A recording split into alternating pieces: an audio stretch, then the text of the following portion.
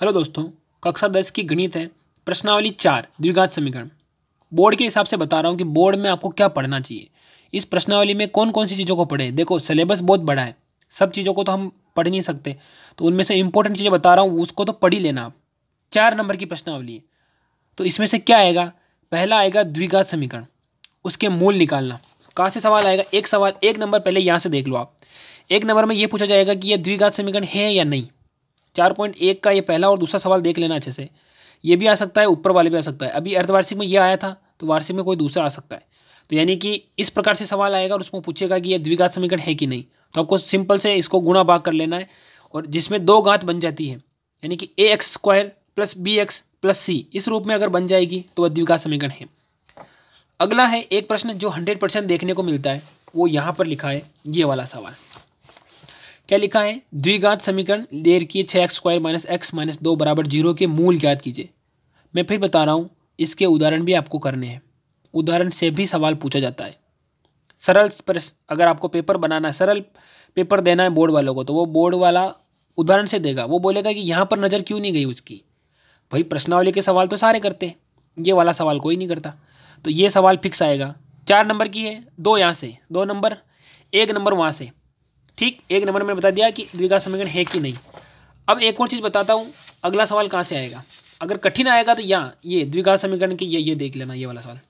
अगर कठिन सवाल बनाने की कोशिश करेगा तो वो पूछेगा पूर्ण वर्ग विधि। पूर्ण वर्ग विधि अगर आपको आती है तो अच्छी बात है, और नहीं आती है तो ये इतना लोड लेने की बात नहीं है इसको।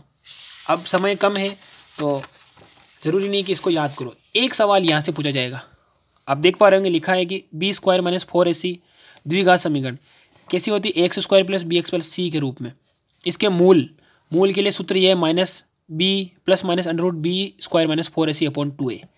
आपको याद होगा, मैं तो खाली बोल रहा हूँ इसको, तो आपको याद होगा वैसे भी। ये सूत्र से यहाँ से 1 नंबर का सवाल पूछा जाएगा कि कुछ भी समीकरण देके पूछेगा कि यह द्विघाती समीकरण है कि नहीं। एक सवाल जो बनने की शंका है यहाँ से, ये पेज नंबर 98 पर है। ये लिखा है कि 2 भिन्न वास्तविक मूल होते हैं। एक कंडीशन दे देगा और आपको पूछेगा, तो तीनों कंडीशन याद होनी चाहिए।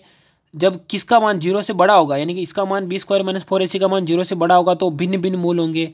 बराबर मूल होंगे तो इसका मतलब बराबर 0 के होगा। कोई मूल नहीं होगा तो 0, इसका मान 0 से छोटा होगा। इस प्रकार से ये कंडीशन आपको 100% याद करनी है ना। यहाँ से पूछ लेगा। अगर 1 नंबर में कुछ भी पूछने की कोशिश करेगा, हर कुछ ही, तब क्या पूछेगा वो, विविक्तिकर वगैरह कुछ ऐसा पूछेगा, जो आपको बहुतों को कम ही आता होगा मूलों की प्रकृति के बारे में। तो मैंने जो चीज़ बता दी वो फिर से बता रहा हूँ। क्या पूछेगा, एक तो मूल निकालना पूछेगा, समीकरण के मूल। ठीक, मूल निकालना पूछेगा। एक ये द्विघाती सूत्र जो सारांश में लिखा है याद कर लेना। एक सारांश में लिखा है तीनों कंडीशन, वो याद कर लेना। लास्ट वाली एक द्विघात समीकरण की कंडीशन ये। तो चौथी प्रश्नावली में आपको ज़्यादा कुछ नहीं पढ़ना है, इतना ही पढ़ना है। अगली प्रश्नावली 5वीं में बताऊँगा आपको क्या क्या पढ़ना है। तो वीडियो को लाइक करें, चैनल को सब्सक्राइब करें। जय हिंद।